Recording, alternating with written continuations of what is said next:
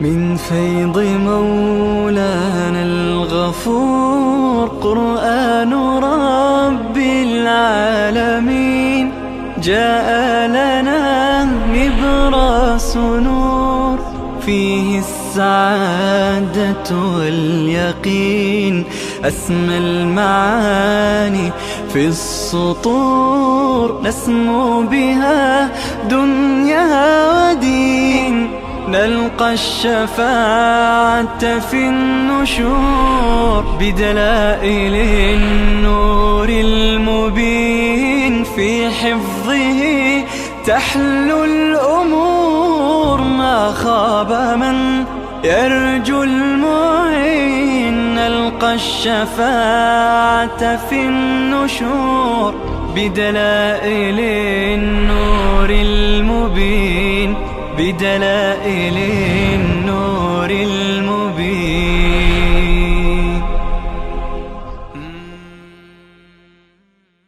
أعوذ بالله من الشيطان الرجيم. بسم الله الرحمن الرحيم. ليس عليكم جناح أن تبتغوا فضلا من ربكم. الله عز وجل اینجا مسئله دیگری را عنوان می فرماید. این مسئله چی هست؟ بیان اباحت تجارت در حج. اگر کسی ضمناً، البته نه اصلا، ضمناً در سفر حج تجارتی می کند، کالایی می خرد که اون کالا نیازش هست، نیاز زندگیش هست یا نیاز مغازهش هست، یا میگه این همه راه رفتم از اون طرف پول اضافی داره یه چیزی میگیره میاره اینجا که به فروش برساند. به هر حال اینقدر هم خشکی در اسلام نیست که بگه. بعضی ها میگویند که حتی خودکاری که گرفتیم برای نیاز اون انداختیم و گفتیم بدون هیچ چی بریم. نه، الله عزوجل صراحتا در قرآن مجید اجازه داده، اما عرض کردم نیت از اینجا نیت تجارت نباشه. الله تعالی بر نیات عمل میکند. نیت فریضه حج هست، دستور خداست. اما اگر اونجا بره و تجارتی بکنه، جنسی کالای خریداری بکنه، اشکالی ندارد. لیس علیکم جناح، نیست بر شما گناهی، ان تبتغوا فضلا من ربکم، اینکه فضلی از جانب ربتان بطلبید. فضلا من ربکم بالتجارت فی سفر الحج. فضل با چی حاصل میشه؟ با تجارت در سفر حج. مدارک نوشته فضل و هو الربح والنفع بالتجارت والکراء. کسی سود میکند، نفع میبرد در تجارت یا کرایه کشی میکند، از اینجا با ماشین خودش میره یا با شترش میره تو راه چهار تا سوار میکنه. به هر حال وقتی که چند نفر سوار میکنه کرایه هم برای خودش میگیره، خودش هم به سفر حج میره، اینها اشکالی ندارد. لذا بر همه اینها فضلا من ربکم چی میشه؟ اطلاق میشه. اما فاذا افضتم من عرفات فاذكروا الله عند المشعر الحرام. هرگاهی که از عرفات افاضه کردید، یعنی برگشتید بعد از وقوف عرفات، چون که حجاج بزرگوار روز نهم میدونید که تمام ایام حج 5 روز هستند. از 8م وقتی که احرام بسته میشه و میرن به منی، منتظر میشن تا روز عرفات فرا برسد و روز عرفات میروند. گویی اولین رکن حج هم عرفات هست و اولین عمل هم بعد از احرام هم وقوف به عرفات هست. اونجا که به عرفات میروند حجاج وقوف میکنند، بعد از عرفات غروب روز نهم برمیگردن. شب را کجا میمانند؟ مشعر حرام یا مزدلفه. اونجا در زمان قدیم رسم بر این بود که وقتی که برمیگشتند شب را که در مشعر حرام قبل از بعثت رسول الله صلی الله علیه و در زمان جاهلیت، چون این حج از آثار سیدنا ابراهیم علیه السلام بود و از سنن ایشون بود، برمیگشتن اینجا به مزدلفه، شب که با هم می نشستند بیتوته بود، شب گذراندن بود. این شب همهش تعریف می کردند از آبا و اجداد خودشون، از افتخارات قومی خودشان. الله می فرماید شما اینجا خدا را یاد کنید. الله می فرماید فاذا افضتم من عرفات، هرگاه از عرفات برگشتید، فاذکروا الله، الله را یاد کنید، عند المشعر الحرام، نزد مشعر حرام. اصل مشعر حرام اون وادی هست که بین دو کوه هست، اما الان تمام محل حکم مشعر حرام را دارد. واذکروه کما هداکم، طریق ذکر، همان گونه که شما را الله آموزش داده، الله را یاد کنید. و این کنتم من قبله لمن الضالین،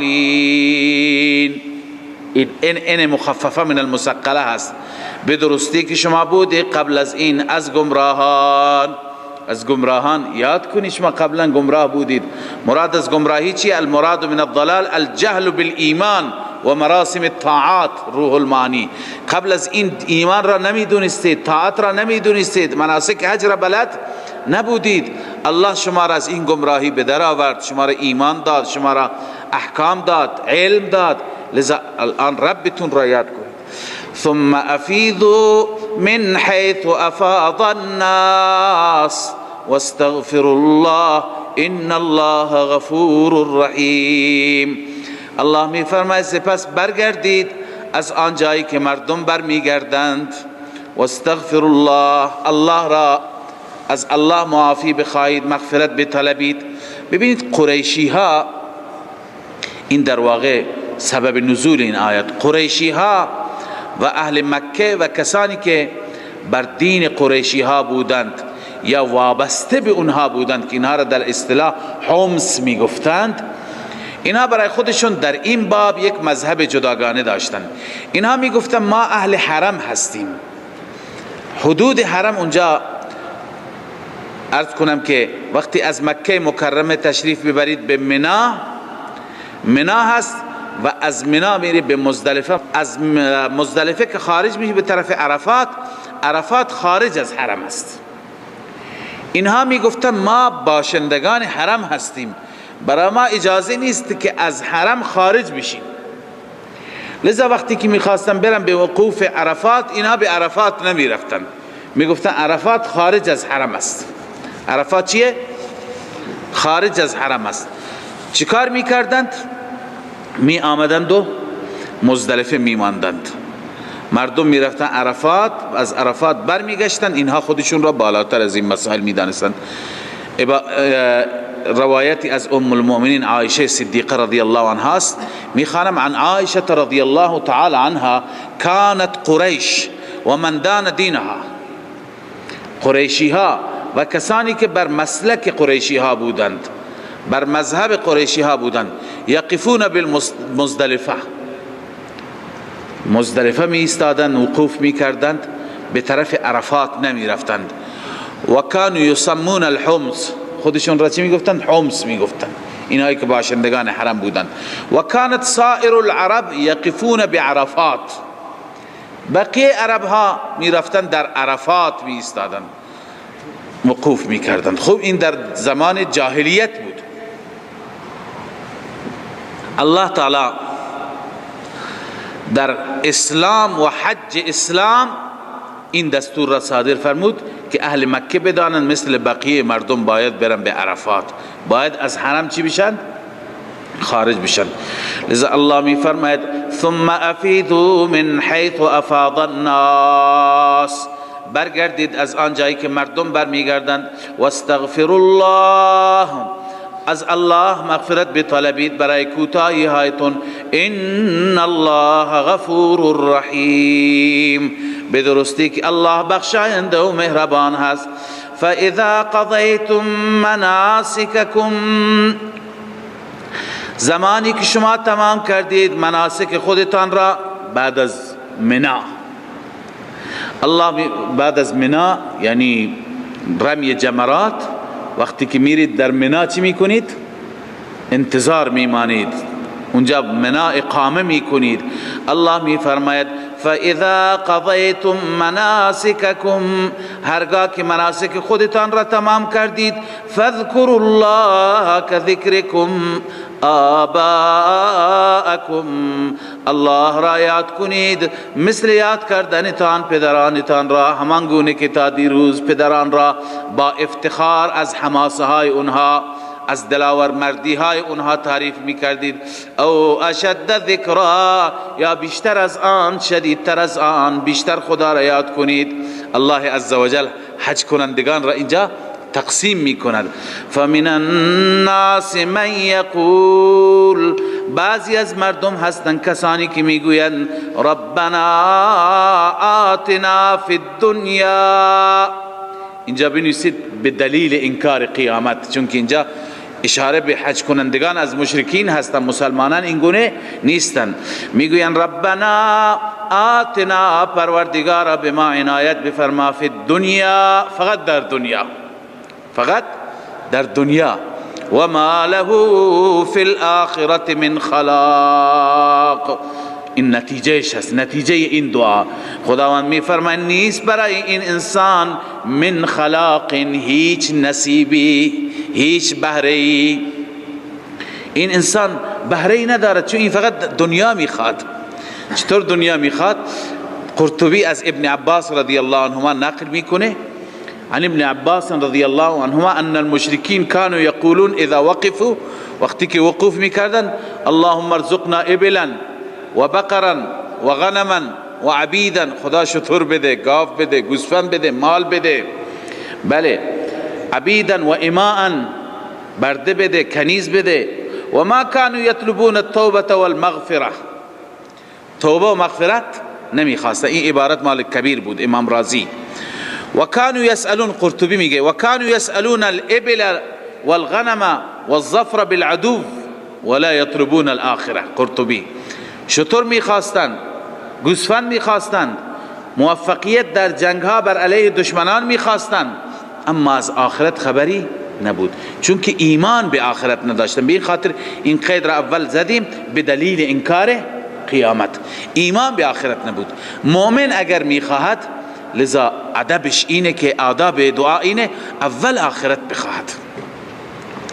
حتی اگر انسان میخواد برای حاجت دنیوی دعا بکند، در اون دعایی که برای حاجت دنیوی هست حتما ذکر آخرت، مغفرت آخرت، بهشت آخرت، ذکری از او به میان بیاد. چرا الله تعالی اهل سعادت را تعریف میکند که هم برای دنیایشون میخواند هم برای آخرتشان. و منهم من یقول، نوع دوم، بعضی از اونها هستند که میگویند سعادتمندان، ربنا آتنا فی الدنیا حسنه، بار اله در دنیا به ما حسنه بده، به ما منفعت بده، و فی الاخرة حسنه، و همچنین در آخرت حسنت عنایت بفرما، و قنا عذاب النار. این هر دو جلب منفعت بودن، فی الدنیا حسنه و فی الاخرة حسنه. اما از مضرت ها پناه میخوام، بالخصوص مضرات اخروی. و قنا عذاب النار، ما را از عذاب آتش، از عذاب جهنم حفاظت بفرما. الله میفرماید این انسان ها، این سعادتمندان که این گونه از خدا میخوان، اولئک لهم نصیب مما کسبوا، ثمره، نتیجه دعا، این انسان ها برایشان نصیبی هست، برایشان سهمی هست، مما کسبوا، از آنچه که کسب کردند. والله سریع الحساب، الله عزوجل سریع الحساب است، زود حساب میگیرند. الله تعالی زود حساب میگیرند. واذكروا الله في ایام معدودات. خب خداوند تعالی فرمود فاذكروا الله كذكركم آباءكم او اشد ذکرا. در اون میدان خداوند را به کثرت ذکر کنید. میدان منا هست، نه؟ اکنون تکمیل این فذکر الله، اینجا فذکر الله بنویسید، تکمیل فذکر الله. اون فذکر الله که هست تکمیلش اینجا هست که چه ایامی چه روزهایی اونجا ذکر و یاد الهی بشه در میدان و اقامه بشه در میدان منا. در منا الله می فرماید واذکروا الله فی ایام معدودات، الله را یاد کنید در ایام معدود، در ایام معدوده. ببین دهم که اونجا هستید، ایام معدودات بنویسید ایام تشریق، 3 روز بعد از عید، یعنی 11 و 12 و 13. اگر بگید که 3 روز زیاد هست و 1 روز که عید هستی 4 روز در اون میدان ماندن، الله رخصت داده. فمن تعجل فی یومین، هر کسی که تعجیل بکند در 2 روز، یعنی بعد از اون روز اول که مناسک تمام میشه 2 روز دیگه بمانه، یعنی 11 و 12 جمرات را بزند، فلا اثم علیه، برو گناهی نیست که خارج بشه بره به مکه مکرمه. اما و من تأخر، هر کسی که تأخیر بکند، یعنی 13 هم بماند، 3 روز بماند، فلا اثم علیه، بر او گناهی نیست. یعنی هر دو چی هستند؟ هر دو مباهند. لمن اتقا، این برای متقیان است. متقی هست که این مسائل را با دقت دنبال می کند. 2 روز بمانم 3 روز بمانم، لذا بر اساس شرایط خودش 2 روز میماند، اینم متقی هست. بر اساس شرایط خودش 3 روز میماند، اینم متقی هست. غیر از این کسانی که متقی نباشند، اونها ابایی ندارن، اونها پروایی ندارن، اونها شاید همون روز اول برند، روز دوم برند. لذا زیرا غیر متقین برای این نوع مسائل باقی ندارد. بس این برای کسی هست، برای متقیان اجازه هست که بعد از روز 10 2 روز بمانند، یا بعد از روز 10 3 روز بمانند. واتقوا الله، باز هم تقوا، باز هم خوف خدا، اجتناب از معاصی. این نسخه عمل شد. و اما نسخه تقوا چگونه حاصل میشه؟ الله عزوجل بعد از تقوا عموما نکته بیان میفرماید در قرآن مجید که اون نکته واقعا تقوا را ایجاد میکنه. قبل از این خواندیم واعلموا ان الله شدید العقاب، اینجا میخوانیم واعلموا انکم الیه تحشرون، یقین بدانید که شما حشر میشوید به سوی پروردگار، همه تون جمع میشید. انسان وقتی که یقین بداند تقوا دارد یا ندارد؟ انسانی که از حساب و کتاب بترسد متقی میشه. در همین دنیا کسانی قانون را رعایت میکنند که احساس میکنند که ما زیر ذره‌بین هستیم، زیر دوربین قانون هستیم، حرکات ما را نگاه میکنند، ساعت ورود ساعت خروج به اداره اینا ثبت میشه و اگر کوتاهی بکنم از حقوقم کسر میشه. در رانندگی زیر دوربین چی هستم؟ قرار دارم. هرگاه که سرعتم بالاتر از مجاز بشه جریمه میشم، ماشینم میخوابه. لذا اینها چکار میکنن؟ کسانی که احساس میکنن زیر دوربین هستن، فردا محاسبه هست، دادگاهی هست، جریمه هست، اینها قانون را رعایت میکنن. پس واعلموا انکم الیه تحشرون از همین قبیل است. وقتی که انسان یقین دارد، باور دارد که الیه تحشرون، فقط و فقط حشر و جمع ما به سوی اون مولاست، پس این انسان دست از پا خطا نمی کند. به این جهت این نسخه تقواست. و من الناس من يعجبك قوله في الحياة الدنيا ويشهد الله على ما في قلبه. این مسئله حج بود، یکی از امور مصلحه بود. اکنون ادامه همون امور انتظامیه، بحث جهاد بود. در جهاد رجال مخلص باید باشند. اینجا الله عزوجل 2 نوع از مردمان را ذکر می فرماید. یکی و من الناس من يعجبك قوله في الحياة الدنيا، و یکی دیگر و من الناس من يشري نفسه ابتغاء مرضات الله. ببینید شما مؤمنین از کدوم ناس باشید، از کدوم گروه باشید. خب بعضی از مفسران شأن نزول هم بیان میکنند. عرض کردم جایی که آیه موقوف باشد فهم آیه و بستگی داشته باشد به شأن نزول ما بیان میکنیم، و الا اساتید ما در این روش با شأن نزول مخالفند. میگویند که ضرر شأن نزول اینه که ذهن تلاوت کننده قرآن یک مقدار منحصر میشه به شأن نزول، فکر میکنه این آیه دیگه درباره اخنس ابن شریق نازل شده، امروز نیست، در حالی که همه چاپلوس هایی که امروز هم ظاهرشون اصلاح باشد به خاطر مسائل شخصی، به خاطر مسائل سیاسی، به خاطر پست، به خاطر مقام، به خاطر جایگاه، بیایند قسم بخورن، چاپلوسی بکنن، صف اول اونم در مواقع خاص قرار بگیرند، خب اینا همه مصداق هستند. بالخصوص کسانی که دین و ایمان ندارند.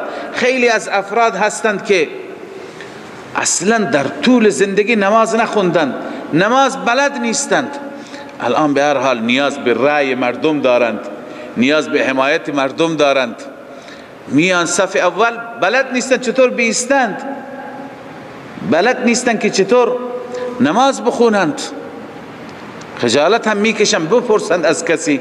گاهی مردم میبینند چقدر چه اشتباهات فاحش میکنند. لذا اینها در واقع کسانی هستند که اعتقادی ندارند، اما به خاطر یک سری مسائل سیاسی شخصی آمدند.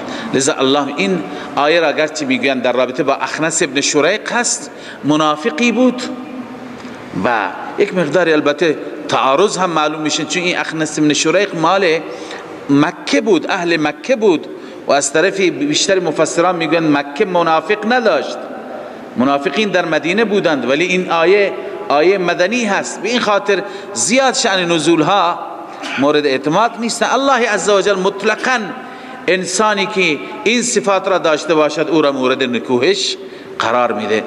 الله می فرماید و من الناس من یعجبک قوله فی الحیات الدنیا، بعضی از مردم هستند که یعجبک قوله، اعجاب پسندیدن را میگویند، خوش کردن را میگویند. شما میپسندید قولش را، سخنش را، خوشتون میاد از سخنش در زندگی دنیا، چون جان و قربانش زیاد است. رسول مکرم هم عالم الغیب نیست. و یشهد الله علی ما فی قلبه، الله را گواه میگیرد از آنچه که در قلبش هست. قسم به خدا، خدا گواه است، میگه خدا شاهد است، من از ته دل میگم، در حالی که از ته دل نمیگه. و یشهد الله علی ما فی قلبه من الاخلاص، ای یدعی الاخلاص و یشهد الله علیه، ادعای اخلاص میکند، خدا را هم شاهد میگیرد، در حالی که اخلاص نیست، انتخابات است. توجه شدید؟ اخلاص نیست. لذا اظهار محبت میکند، اظهار ارادت میکند، اظهار دیانت میکند، در حالی که بلد نیست، اصلا دین را خبر ندارد. لذا الله می فرماید و یشهد الله علی ما فی قلبه، رب العالمین می فرماید و هو الد الخصام، این بدترین مخالفین هست. گاهی واقعا مخالفین هستند، دشمنان هستند، ولی چنان اظهار محبت میکنند، میگه فلانی اون فلانی دیروز نیست، پرونده سیاهی هم دارد، قبلا به ملت خیانت هم کرده، میگه فلانی این فلانی دیروز نیست، من به بعضی اشتباهات خودم پی بردم، الان میخوام به این مردم خدمت بکنم، الان میخوام قدردان این ملت باشم. همین که به هر حال رأیش را گرفت، باز همون فلانی دیروز میشه.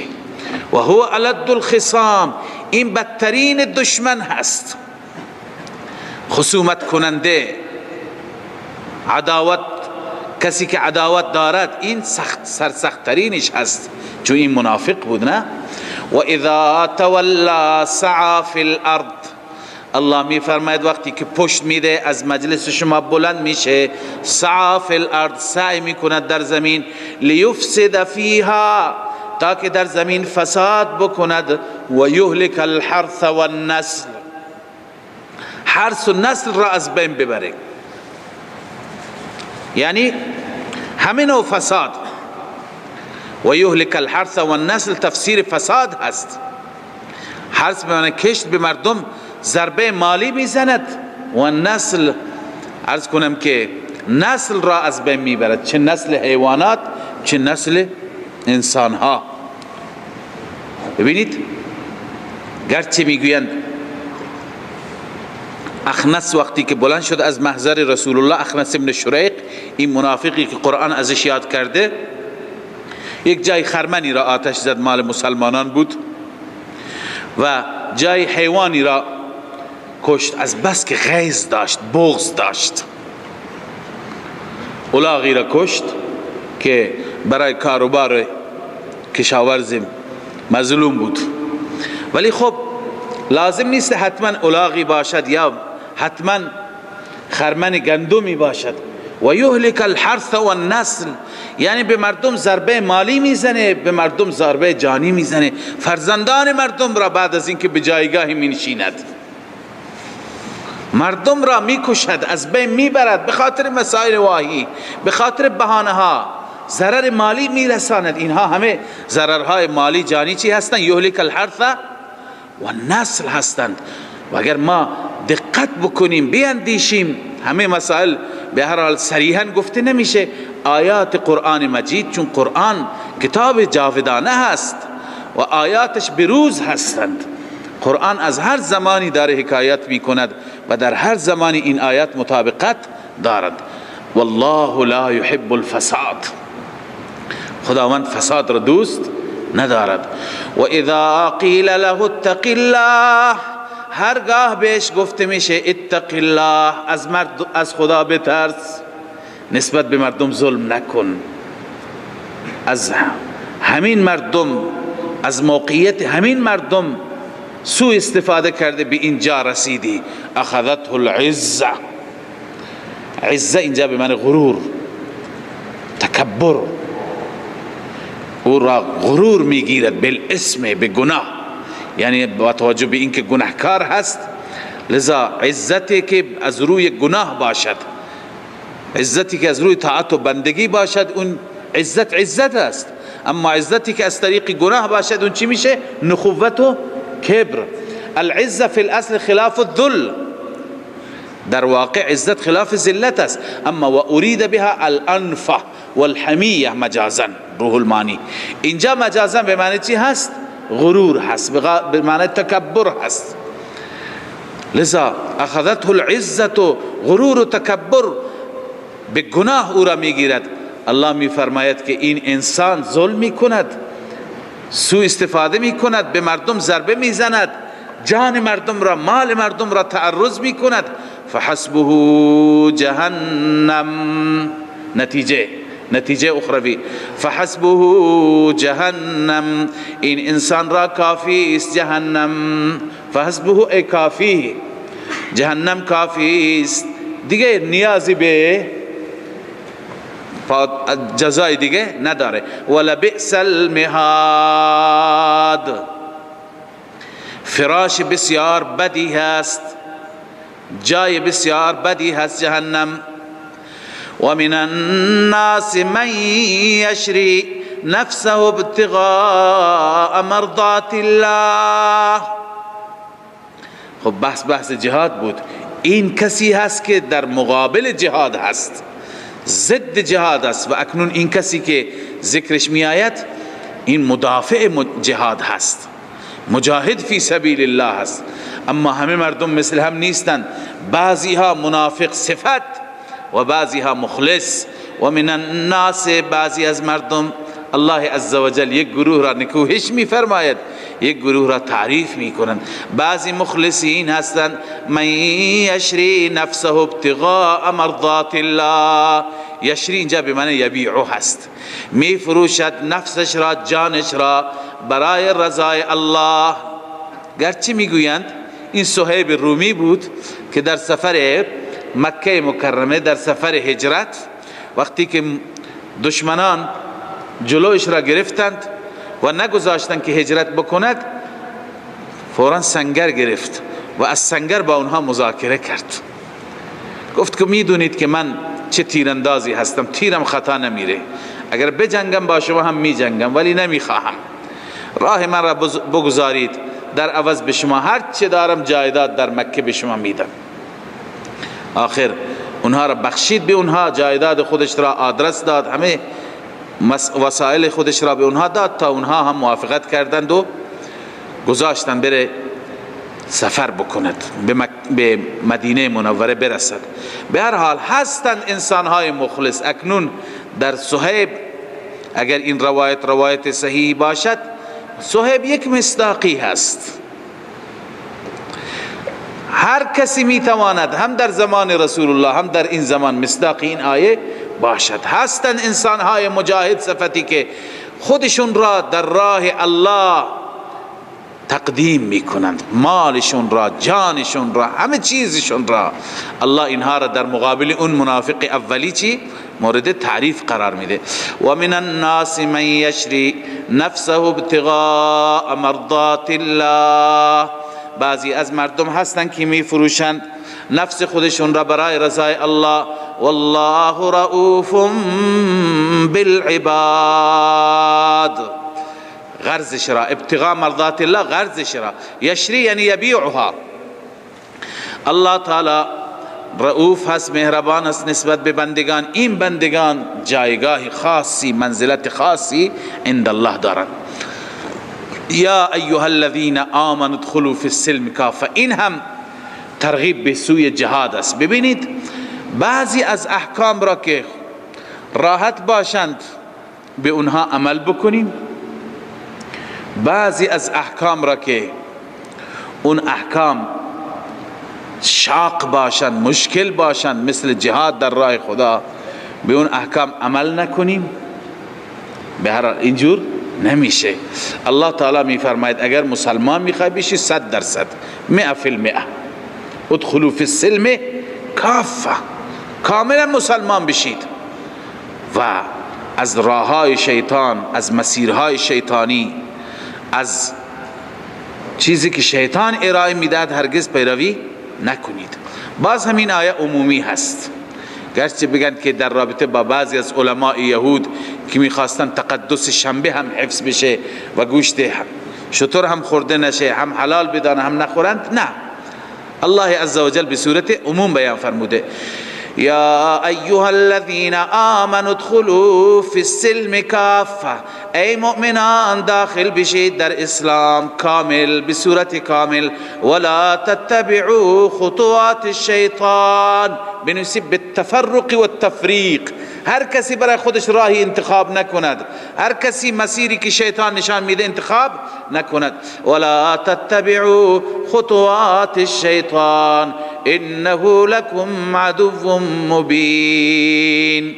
به درستی که شیطان دشمن آشکار هست. عدو مبین ای بین العداوه، بین العداوه، عداوتش ظاهره، در عداوتش هیچ خفایی وجود ندارد.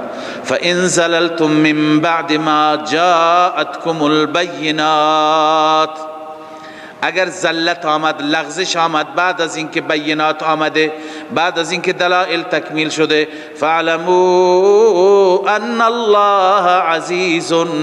یقینا بدانید که الله غالب هست، میتواند مؤاخذه بکند، اما حکیم، در مهلت دادن هم حکمت هست. هل ينظرون الا ان یأتیهم الله. الله میفرماید اینها منتظر نیستند. یهودی ها، اینجا اشاره به سوی یهودی هاست. یهودی ها اعتقاد داشتند، اعتقاد به تجسم داشتند. یهودی ها معتقد بودند در کوه طور وقتی که الله عزوجل موسی را به عنوان پیغمبری مبعوث فرموده، خداوند در ابری بود، یک ابری آمد بر طور قرار گرفت، خداوند تو اون ابر العیاذ بالله نشسته بود و از میان اون ابر گفت یا موسی انی انا الله رب العالمین. لذا معتقد هستند که خداوند تعالی هر وقتی که بیاید در ابر میآید. الله تعالی میفرماید آیا این یهود انتظار اون را میکشند؟ هل ینظرون ای ما ینتظرون، منتظر نیستند، الا ان یأتیهم الله، مگر اینکه بیاید الله عزوجل فی ظلل من الغمام، در سایه های از ابرها، والملائکة و ملائکه هم بیاین و قضی الامر، امر فیصله بشه یعنی عذاب بیاید. و الی الله ترجع الامور، بسوی الله برگردانده میشوند همه امور.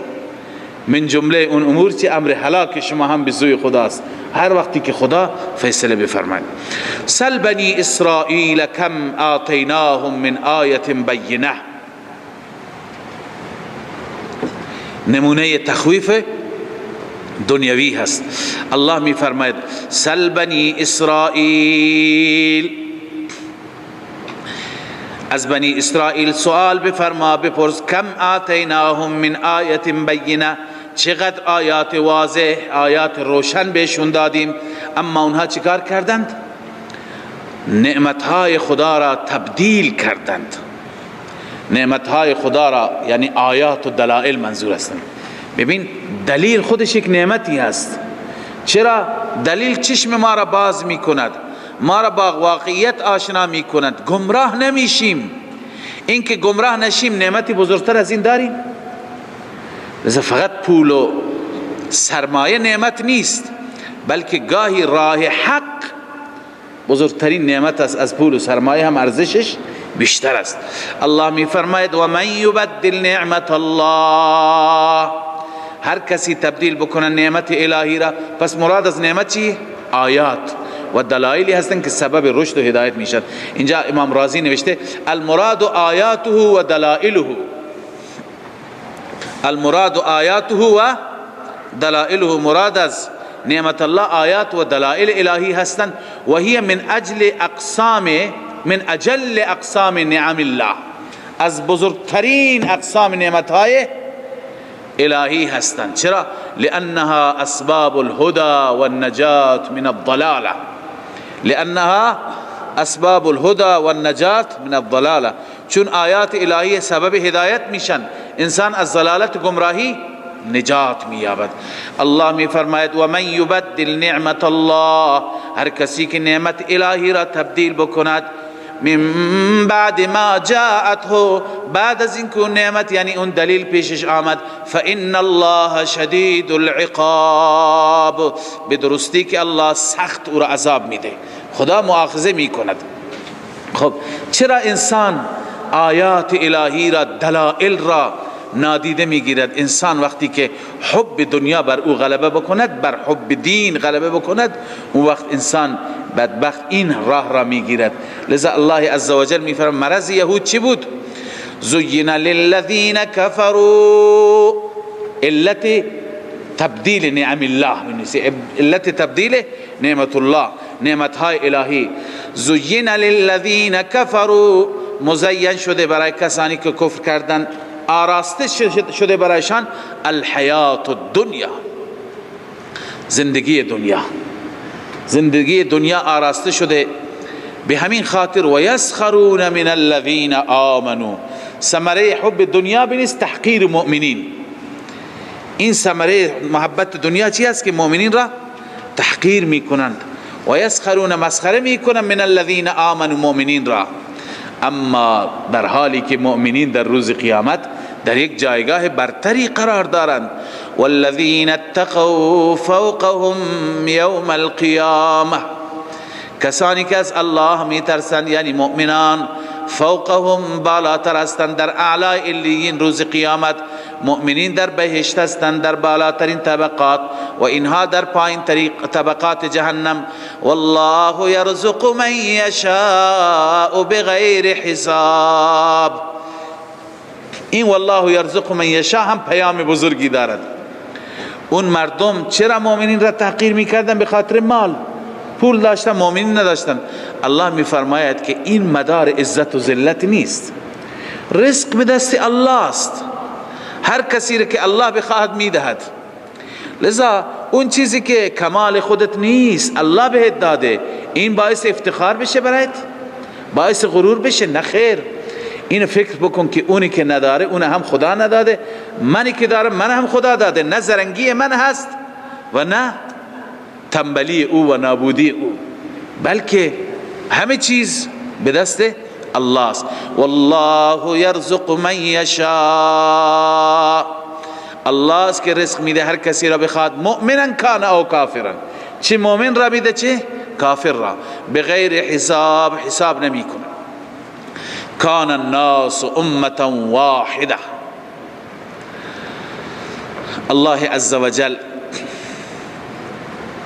اینجا بیان میفرماید دلیل جهاد را، چرا باید جنگید، چرا باید جهاد کرد.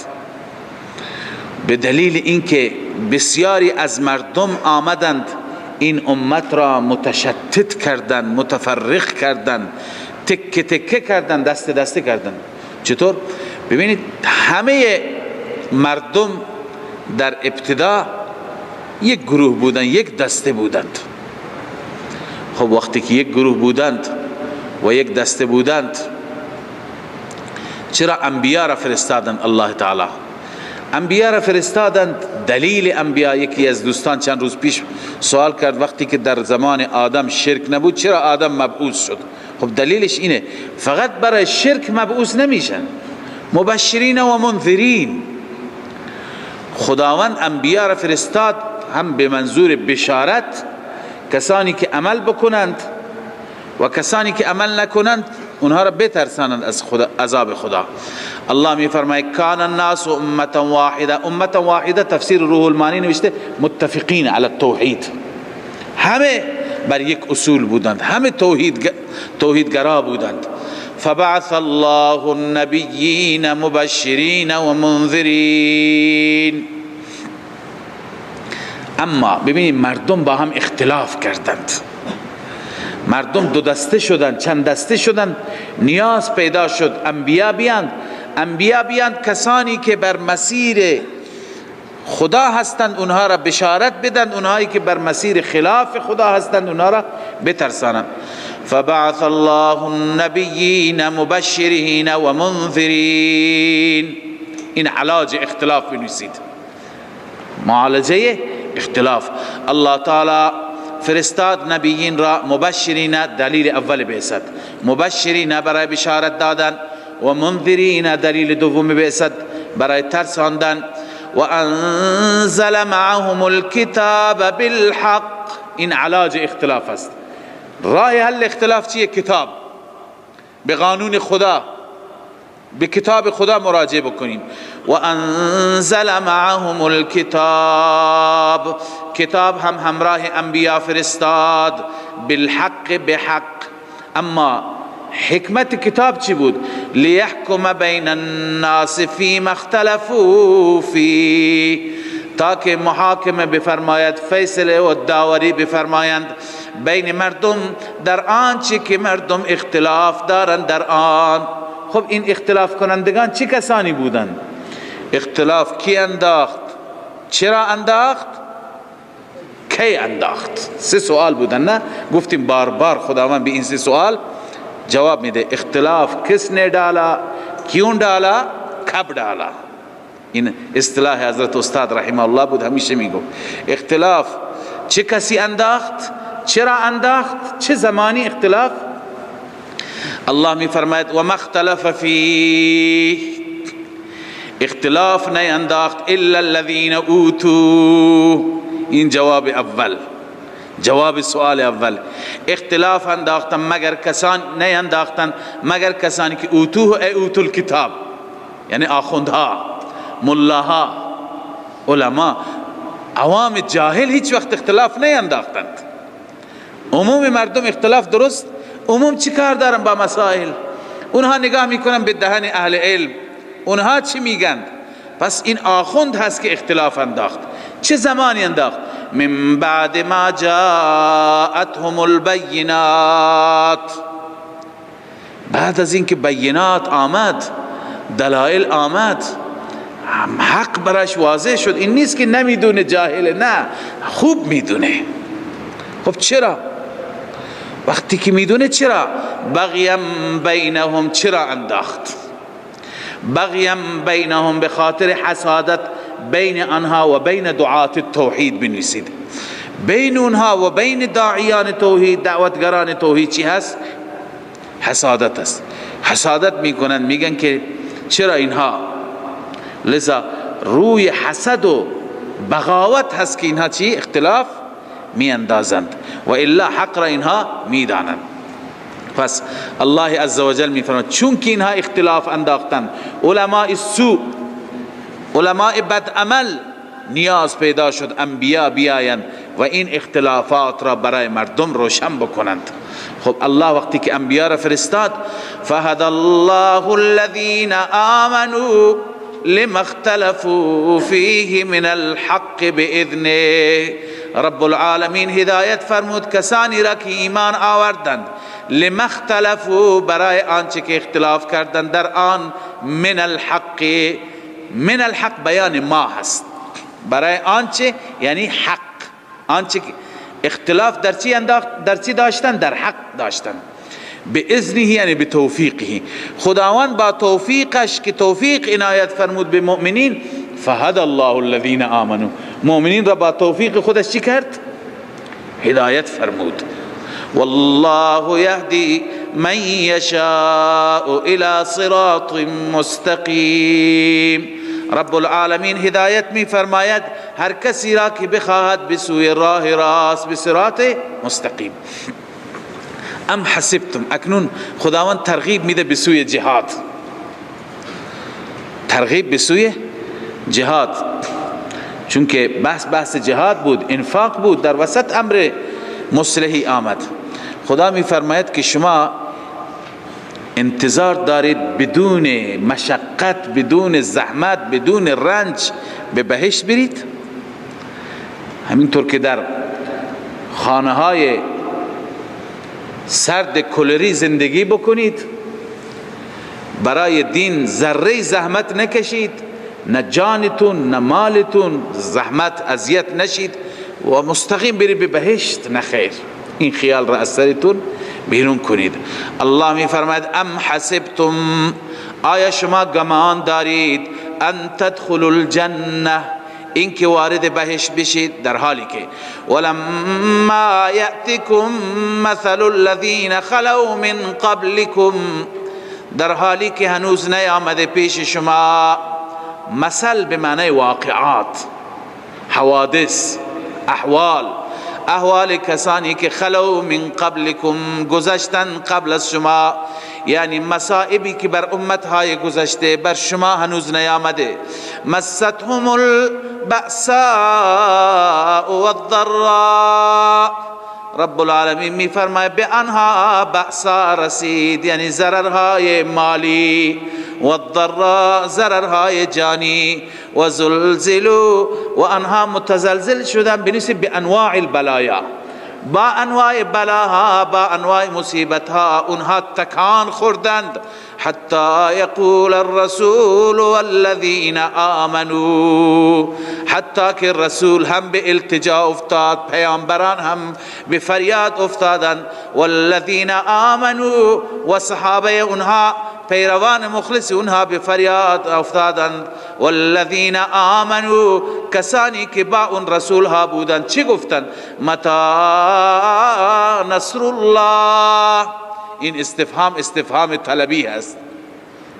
متی نصر الله، کمک خدا کی میاد؟ یعنی خدایا نصرت را بفرست.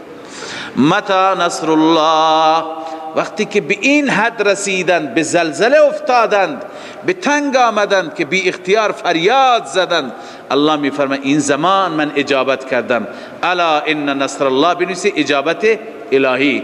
الا ان نصر الله قریب، آگاه باشید، خبردار، به درستی که نصر الله، نصرت الهی قریب است، کمک الهی قریب است. لذا همیشه که تنگی میاد، سختی میاد، مؤمنان هر چی که مسائل زیق بشه، تنگتر و سختتر بشه، ناامید نباشید. در این سختی ها فرج هست، در مشکلات فرج هست. همیشه بعضی مینالن از مشکلات، نه، مشکلات خیر هست. انسان اصلا خودش خیر خودش را نمیداند. وقتی که انسان کاملا مایوس میشه، میبینی الله عزوجل روزنه فرجی را باز می کند. یسألونک ماذا ینفقون، خب این سوال از انفاق هست. ماذا ینفقون، چی خرج بکنند؟ چه مقداری خرج بکنند یا چی خرج بکنند. الله تعالی جواب میدهد، جوابی که مهمتر از سوال است. جوابی که چی؟ مهمتر از سوال هست. سوال اینه که چی خرج بکنیم، نقدی بدیم، خرما بدیم، نمیدونم فلان بدیم، جنس بدیم، اونش مهم نیست. این مهم اینه که مصرف چی باشد، کجا خرج بکنید. توجه شدید؟ پس وقتی که اگرچه این سوال هم در آینده جواب داده میشه، ولی اینجا که جواب دادن چیزی دیگه، در واقع خداوند نشان داد که اون چه که اهمیت دارد مسئله مورد انفاق است، مصرف انفاق است. لذا الله می فرماید قل ما انفقتم من خیر، هر چی که خرج بکنید فقط خیر باشد، یعنی مال خوب باشد. مهم نیست که چی خرج کنید، اما مهم اینه که فللوالدین مصارف، بهترین مصرف شما مادر و پدر هستند. خوشا به حال کسی که مال دارد و میتونه پدر و مادرش را با مال خدمت بکند، مالش را مصرف بکند.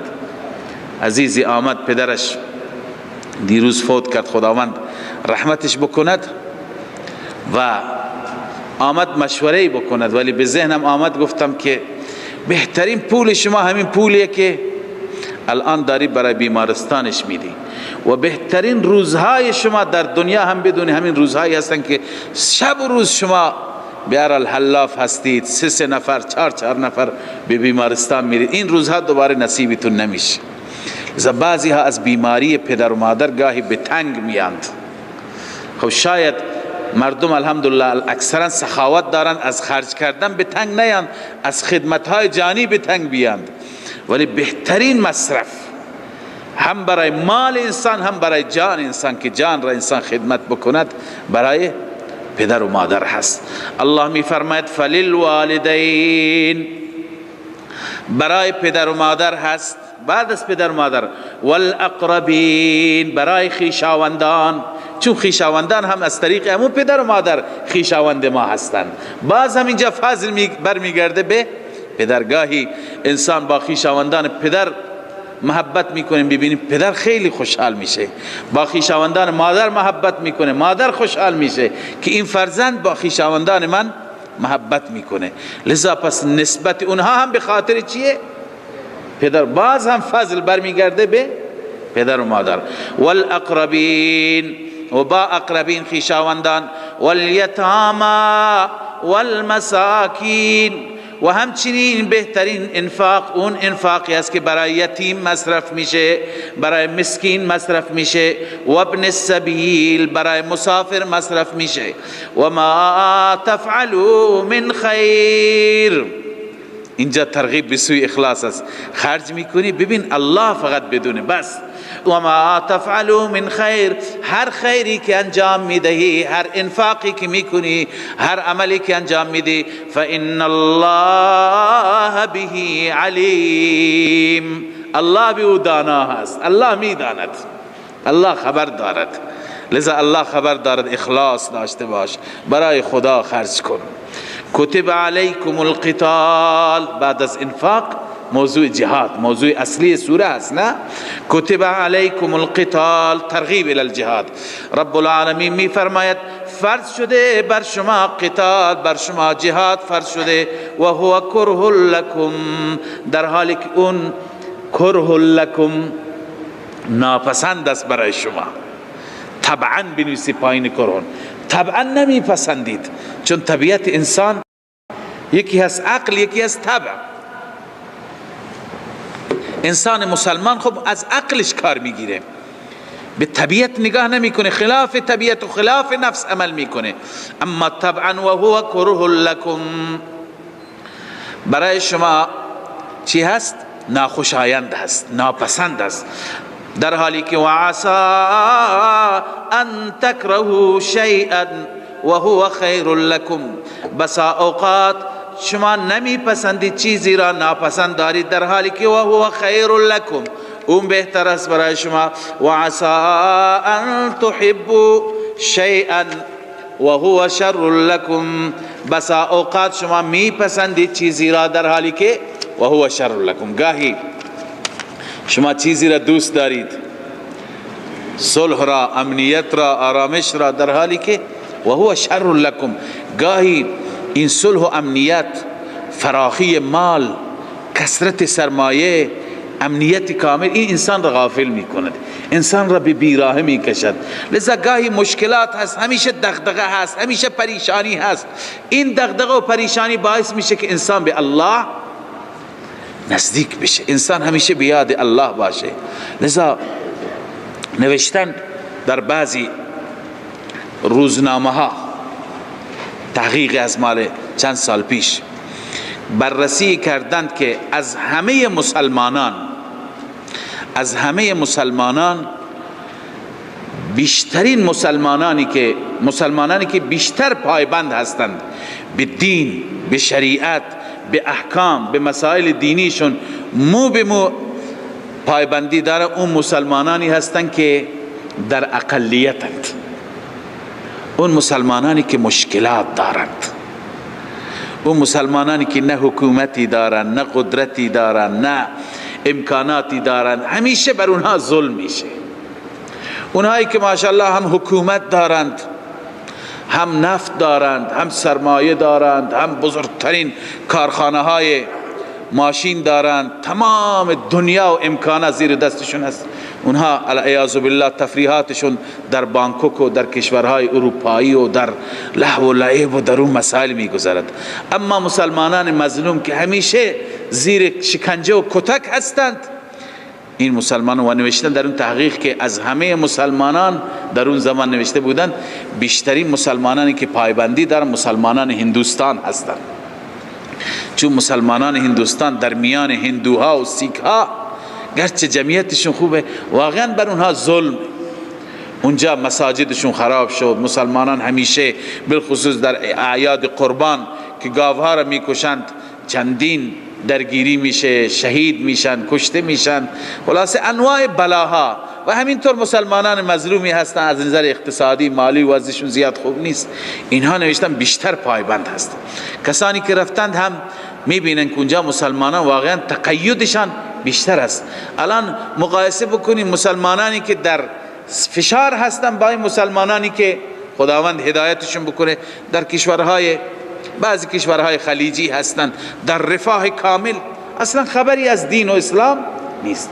پس گاهی مسائلی هست شما نمیدونید، اصلا تکرهوا شیئا و هو خیر لکم، بس اوقات چیزی را نمیپسندید ولی خیرتون تو همونه، شما نمیدانید. و عسى ان تحبوا شیئا، گاهی چیزی را میپسندید در حالی که و هو شر لکم، تو اون برای شما خیر نیست. که کسی دوست داره که اینقدر سرمایه داشته باشه، اینقدر باغ داشته باشه، فرزند و اولاد داشته باشه، معلوم نیست اون وقت باید خدا را یاد بکنه یا نکنه. لذا الله می فرماید والله یعلم و انتم لا تعلمون، الله می داند حقیقت هر چیز را و انتم لا تعلمون، شما نمی دانید. پس انسان از خدای عزوجل خیر بخواهد، در بست در اختیار رب العالمین باشد.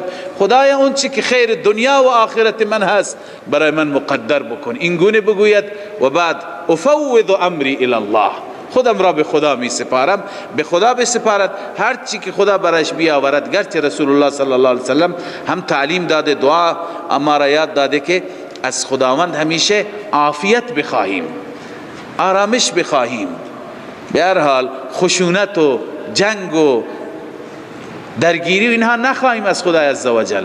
ولی خب هر چی که ضمن این که انسان خیر دنیا و آخرت را ربنا آتنا فی الدنیا حسنه، همین الان خواندیم، و فی الاخرت حسنه بخواهد، ولی باز هم هر چی که خدا برایش آورد در مقابل تقدیر الهی تسلیم و راضی به رضای الله باشد. صدق الله العظیم. من فيض مولانا الغفور قرآن رب العالمين، جاء لنا نبراس نور فيه السعادة واليقين، أسمى المعاني في السطور، نسمو بها دنيا ودين، نلقى الشفاعة في النشور بدلائل النور المبين، في حفظه تحلو الأمور، ما خاب من يرجو المعين، نلقى الشفاعة في النشور بدلائل النور المبين، بدلائل النور المبين.